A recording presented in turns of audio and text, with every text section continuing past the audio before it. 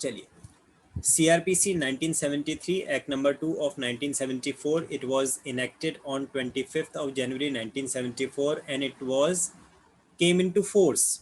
It was enforced from 1st April 1974. Chapter 5 total इसमें 37 chapters हैं, 484 sections हैं और सेक्शन 60A तक हम ऑलरेडी कवर कर चुके हैं। 5 चैप्टर्स इसके कंप्लीट कर चुके हैं। चैप्टर 6 आज स्टार्ट कर रहे हैं। Chapter 6 is related to process to compel appearance.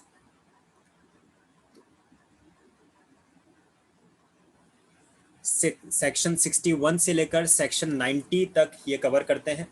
अब बात यह है, किसी विटनेस को या किसी एक्यूज्ड को अगर कोर्ट में अपीयर करना है तो उसकी अपीयरेंस को इंश्योर करने के लिए क्या प्रोसेस हो सकता है, तो इसको बहुत ही लॉजिकल स्टेप वाइज डिफाइन किया है। A, B, C and D जो आपके सामने दिख रहे हैं।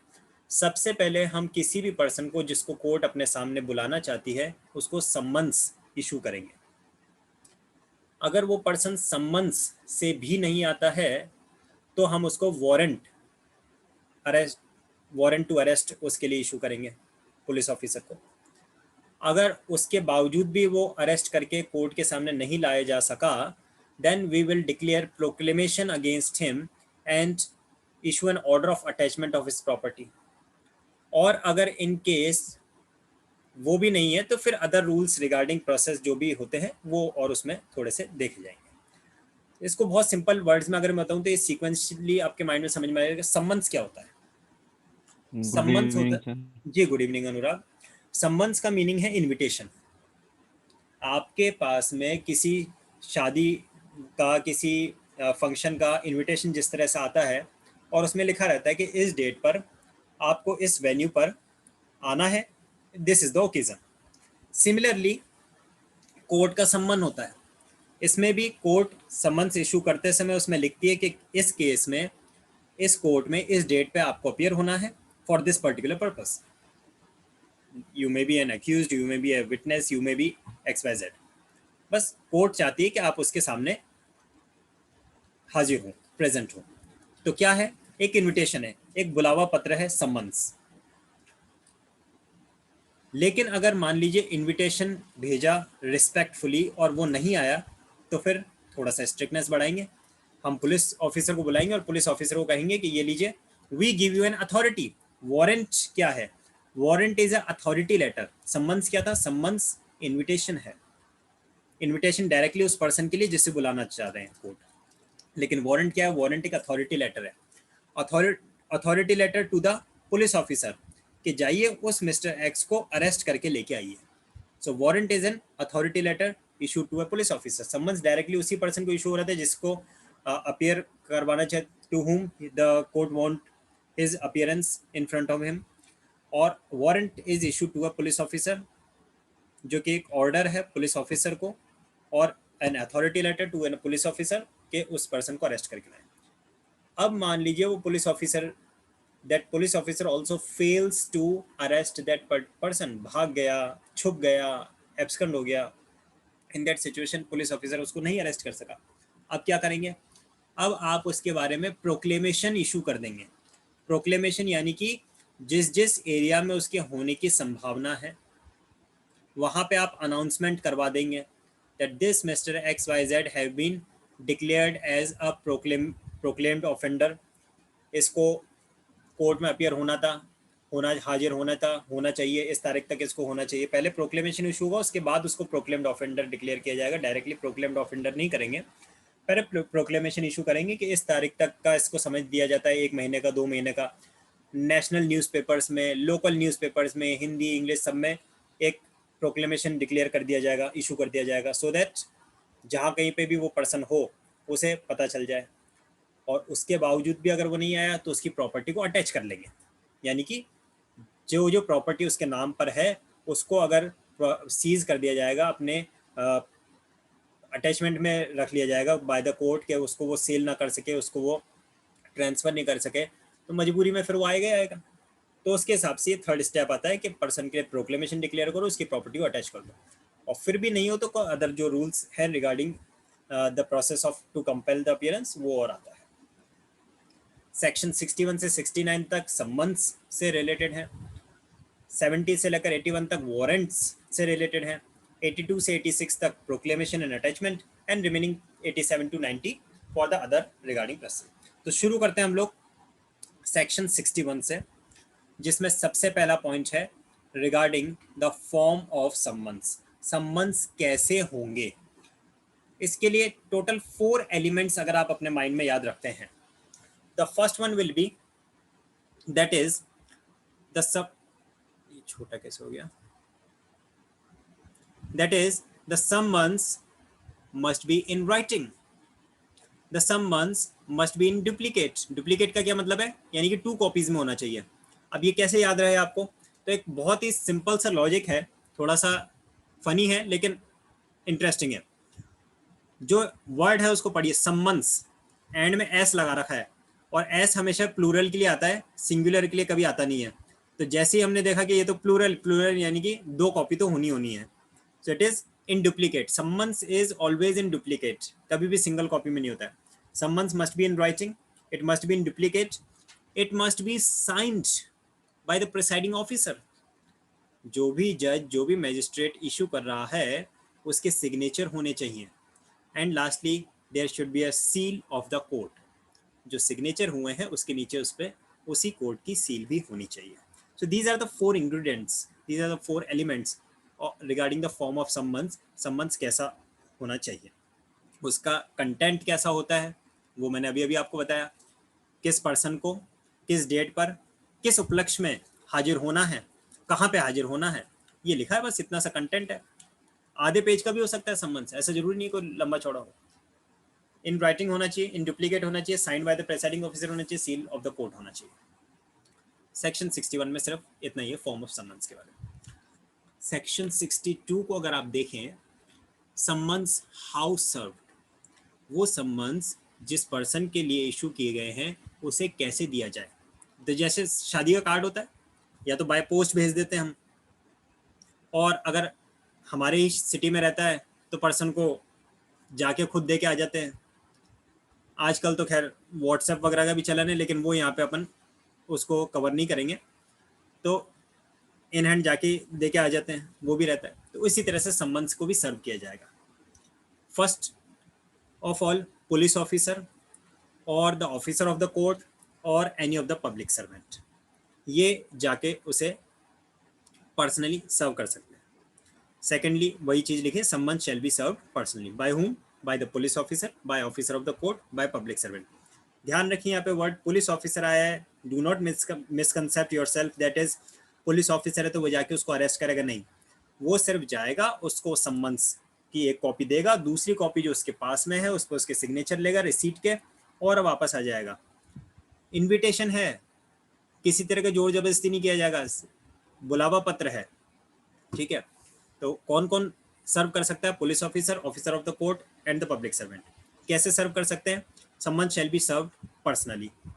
Thirdly shall sign a receipt on the back of the duplicate. तो जो डुप्लीकेट कॉपी है उसके बैक साइड पे उसके रिसीव के सिग्नेचर हो जाएंगे, that he the person has received the copy. तो ये था सम्मन्स हाउ सर्व। क्या बात है ये, क्या वो नेटवर्क कुछ गड़बड़ है क्या?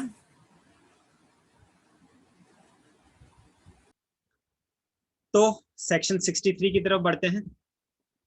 सेक्शन 61 में हमने देखा सम्मन्स कैसा होगा, 62 में देखा उसको कैसे सर्व करेंगे, 63 में आता है service of summons on corporate bodies and societies. देखिए किसी पर्सन को अगर देना है, इंडिविजुअल को देना है, तो जाएंगे उस पर्सन का नाम उस पर लिखा है उसको दे देंगे। लेकिन आपको याद होगा हमने आईपीसी में पर्सन की डेफिनेशन पढ़ी थी, तो वहां पे पर्सन में ह्यूमन भी था, मीन्स नेचुरल पर्सन भी था, और उसमें कॉरपोरेशंस भी थी, सोसाइटीज भी थी, आर्टिफिशियल पर्सन भी था। तो अगर किसी कंपनी के नाम पे कोई सम्मन्स इशू हुए हैं, किसी सोसाइटी के नाम पे कोई सम्मन्स इशू हुए हैं, किसी कॉरपोरेट बॉडी के नाम पे कोई सम्मन्स इशू हुए हैं, उन्हें किसे सर्व किया जाए फिर, क्योंकि कॉर्पोरेट बॉडी की, कंपनी की, सोसाइटी की खुद की कोई बॉडी तो होती नहीं है, खुद के कोई किसी न किसी उसके रिप्रेजेंटेटिव को देना होगा। तो वो रिप्रेजेंटेटिव कौन हो सकता है, साफ साफ लिखा हुआ है, सेक्रेटरी और द लोकल मैनेजर और other principal officer registered post. तो इन तीन में से कोई हो सकता है, या तो सेक्रेटरी को, या फिर लोकल मैनेजर को, या फिर अदर प्रिंसिपल ऑफिसर, यानी जो भी हेड ऑफिसर वहां पे उस एरिया में है, और या फिर रजिस्टर्ड पोस्ट से सेंड किया जा सकता है to the chief officer of corporation in India.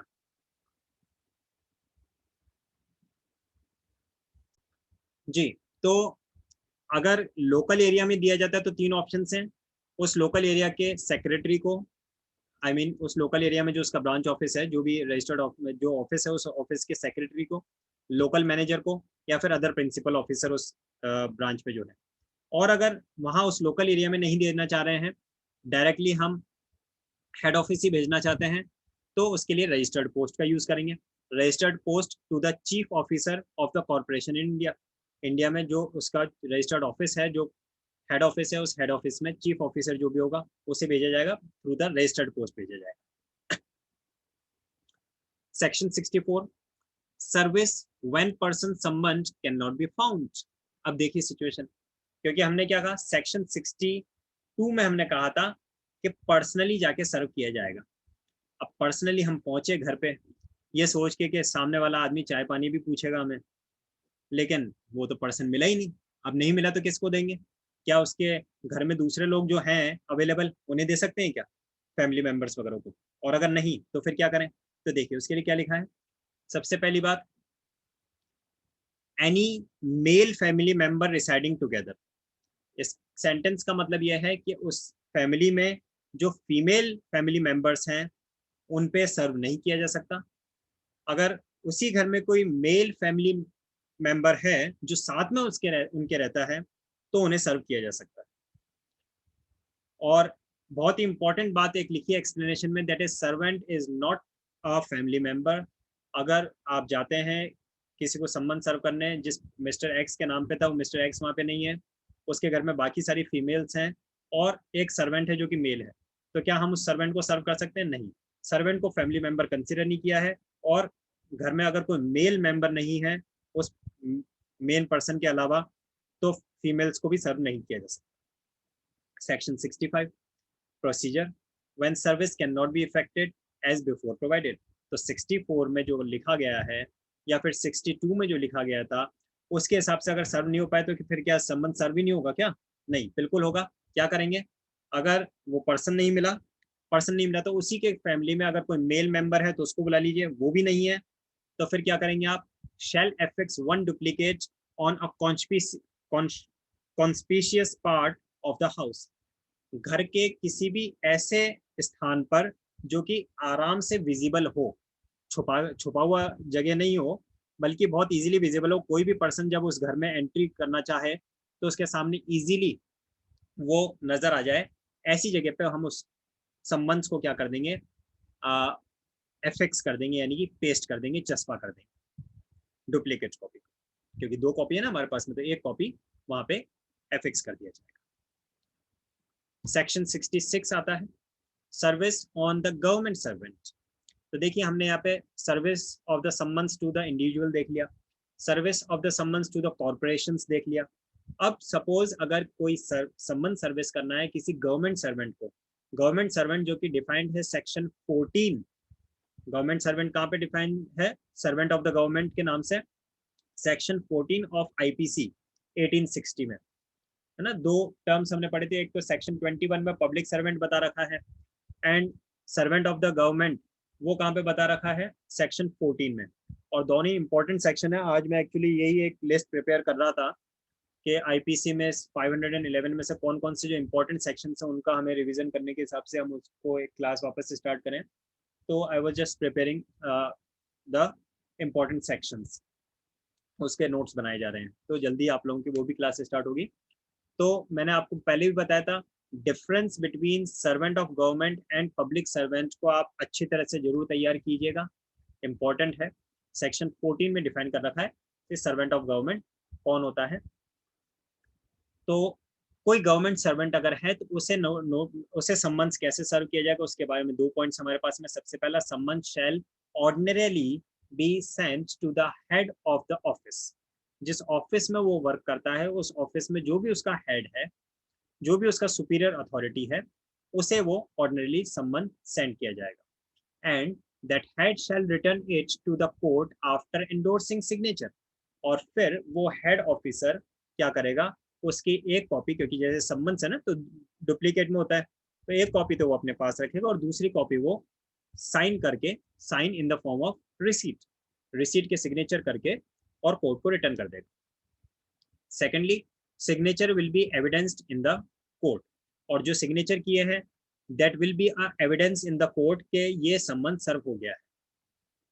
समझ रहे? सेकंड सबसेक्शन नंबर 2 को इंपॉर्टेंटली समझिएगा। सबसेक्शन नंबर 2 में, क्योंकि आपके नोट्स में से हम पढ़ रहे हैं तो थोड़ा प्रिसाइज फॉर्म में लिखा हुआ है, लेकिन समझ में आ जाना चाहिए। सेकंड पॉइंट में लिखा है कि ये जो सबसेक्शन नंबर 1 में हेड ऑफिसर ने, हेड ऑफ द ऑफिस ने सिग्नेचर किए ना उस पर डुप्लीकेट पे और कोर्ट को रिटर्न किया सिग्नेचर करके, उसका ये सिग्नेचर इस बात का एविडेंस होगा कि सम्मन्स सर्व हो चुका है, इस बात का एविडेंस होगा वो सिग्नेचर। ठीक है। Section 67, service of summons outside local limits. अब मान लीजिए जो कोर्ट सम्मन्स इशू कर रही है उसके लोकल जुरिस्डिक्शन से बाहर अगर किसी को सम्मन्स इशू सर्व करवाना है और उसे कंपेल करना है अपीयर होने के लिए, ऐसी सिचुएशन में क्या होगा? क्या वो जो पर्सन है, पुलिस ऑफिसर या फिर जो ऑफिसर ऑफ द कोर्ट या फिर जो भी अदर पब्लिक सर्वेंट, क्या उसे उस लोकल जुरिस्डिक्शन में बाहर भेजा जाएगा या फिर कोई और प्रोसेस है? तो देखिए, सेक्शन 67 उसके लिए डील करता है। Court shell send such summons in duplicate, duplicate वैसे नहीं भी लिखा होता तो अंडरस्टूड है, हमने सेक्शन 61 में देखा फॉर्म ऑफ सम्मन्स को डुप्लीकेट कंपल्सरी है, to a magistrate within whose local jurisdiction person summon resides. यानी कि मैं एक जज हूं और मेरा लोकल जुरिस्डिक्शन है और ऋचा भी एक जज है, उनका एक अपना लोकल जुरिस्डिक्शन है। मैं एक ऐसे पर्सन को कंपेल करना चाहता हूं जो कि ऋचा के लोकल जुरिस्डिक्शन में रहता है, तो मैं अपने ऑफिसर ऑफ द कोर्ट को जोधपुर नहीं भेजूंगा कि आप जाइए और वहां पे ये सम्मन सर्व करके आइए, नहीं। मैं क्या करूंगा, मैं अपने ही सिमिलर कैडर के मैजिस्ट्रेट को वो सम्मन सेंड कर दूंगा। और फिर अब जिस मैजिस्ट्रेट को मैंने वो सम्मन सेंड किया है, उस मैजिस्ट्रेट की रिस्पॉन्सिबिलिटी रहेगी कि उसे वो सर्व करवाए in the manner as specified in section 2, in as specified in section 62। तो लोकल जुरिस्डिक्शन से बाहर अगर किसी सम्मन को सर्व करना है तो कोर्ट क्या करेगी, कोर्ट उस सम्मन को उस मैजिस्ट्रेट को सेंड करेगी जिस मैजिस्ट्रेट के लोकल जुरिस्डिक्शन में उसका सर्विस होना चाहिए, and then that magistrate will serve that summon in the manner specified in section 62 or the succeeding sections. Further, section 68, proof of service in such cases when serving officer not present. अब मान लीजिए जिस person ने उस summons का को सर्व किया, यानी कि वो पुलिस ऑफिसर या फिर वो ऑफिसर ऑफ द कोर्ट या फिर वो पब्लिक सर्वेंट जिसने वो सर्व किया, वो ऑफिसर कोर्ट में प्रेजेंट नहीं हो सका। Proof of service in such cases and when serving officer not present. अगर वो कोर्ट में प्रेजेंट नहीं है, क्योंकि वो कोर्ट में प्रेजेंट होगा तो वो बता देगा मैंने सर्व किया या नहीं किया। लेकिन अगर वो कोर्ट में प्रेजेंट नहीं हो सका तो उस सिचुएशन में कैसे ये प्रूफ हो पाएगा कि सर्विस हुआ सम्मन का या नहीं हुआ? क्योंकि अगर सम्मन का सर्विस हो गया है और पर्सन अपीयर नहीं हुआ, वारंट इशू करेंगे, लेकिन ये बात एश्योर कैसे होगी सम्मन सर्व हो चुके हैं या नहीं? तो सबसे पहला point, an affidavit purporting to be made before a magistrate that such summons purporting to be endorsed as specified under section 62 and 64। तो अगर वो पर्सन खुद कोर्ट में प्रेजेंट नहीं हो सका है तो वो जो डुप्लीकेट कॉपी पे उसने सिग्नेचर करवाए थे उसके साथ में वो एक एफिडेविट लगा के कोर्ट में सेंड कर देगा कि मैं नहीं अपीयर हो पा रहा हूँ, लेकिन ये सम्मन सर्व हो चुका है और ये सम्मन सर्व हो चुका है, इसलिए मैं इसकी जो डुप्लीकेट कॉपी है duly signed by the recipient और इस एफिडेविट के साथ में मैं आपको भेज रहा हूँ। सबसेक्शन नंबर 2 में भी वही लिखा है, affidavit may be attached to the duplicate of summons. ठीक है। Section 69 service of summons on witness by post. अब अगर ये सारी सिचुएशंस नहीं हो पाती और अगर हम बाय पोस्ट भेजना चाहते हैं तो क्या रहेगा? So in addition to and simultaneously with the issue of such summons, direct a copy to be served by registered post addressed to the witness। तो ये जो ऊपर प्रोसेस लिखा था वो तो फॉलो किया ही जाएगा, उसके साथ साथ अगर एक कॉपी बाय पोस्ट भी हम भेजना चाहते हैं तो रिमेंबर दिस थिंग, ये इंपॉर्टेंट एक वर्ड है। अगर आप लोगों ने कभी प्रैक्टिकली इन चीज़ों का एक्सपीरियंस किया तो बताने की जरूरत नहीं है, बट जब कभी भी कोई सम्मन्स वगैरह इशू बाय पोस्ट भेजे जाते हैं तो वो हमेशा बाय रजिस्टर्ड पोस्ट होने चाहिए। और most important thing, acknowledgement due, AD अगर आप लोग जानते हैं तो जो रजिस्टर्ड पोस्ट है उसके साथ एडी भी अटैच होनी चाहिए कंपल्सरी। वो एडी हमारे पास में वापस लौट के आती है और वो एडी ही इस बात का प्रूफ होता है that is the summons have been served. AD का फुल फॉर्म होता है एक्नॉलेजमेंट ड्यू, ये साफ साफ लिखा हुआ है बेयर एक्ट्स में, that is registered post acknowledgement due, that is AD. Secondly, acknowledgement received or endorsement by postman for refusal received may declare that summons have been duly served। बहुत important बात लिखी है, या तो एक्नॉलेजमेंट आ जाए आपके पास में कि सम्मन्स रिसीव हो गया इस बात, तो मान लिया जाएगा सम्मन सर्व हो गया। लेकिन अगर मान लीजिए वो जिसके नाम पे सम्मन था वो लेने से इनकार कर देता है ना, और पोस्टमैन ने अगर उस पर लिख दिया endorsement by the postman for refusal, अगर पोस्टमैन ने ये लिख दिया कि लेने से इनकार, तो भी सम्मन सर्व मान लिया जाएगा। चाहे जिसके नाम पे वो सम्मन था उसने उसको खोल के भी नहीं देखा, उसको तो पता भी नहीं उसमें क्या लिखा है, कब बुलाया है, कहाँ जाना है, लेकिन अगर पोस्टमैन ने लिख दिया that person has refuse to receive, तो सम्मन सर्व्ड मान लिया जाएगा। इसका बेनिफिट कई बार रियल सेंस में प्रैक्टिकल एनवायरनमेंट में उठाया भी जाता है कि पोस्टमैन को थोड़े बहुत कुछ पैसे वैसे दे दवा के और बिना सर्व किए उससे लिखवा दिया जाता है रिफ्यूजल, तो वो एक इलीगल प्रैक्टिस है, वैसे सही शब्द कहा जाए तो, बट किया जाता है कई बार। So this is all about the summons. Next part जो इसका है regarding the warrant of arrest, section 70 से 81 तक, इसे हम कल डील करेंगे। आज हमने सेक्शन 61 से लेकर 69 तक सम्मन्स से रिलेटेड जो प्रोविजंस थे उनको डिस्कस किया। बहुत ही सिंपल इजी लैंग्वेज में लिखा हुआ है, ज़्यादा कोई डिफिकल्टी आई नहीं होगी। फिर भी अगर कोई डाउट पूछना चाहते हैं तो आप लोग पूछ सकते हैं।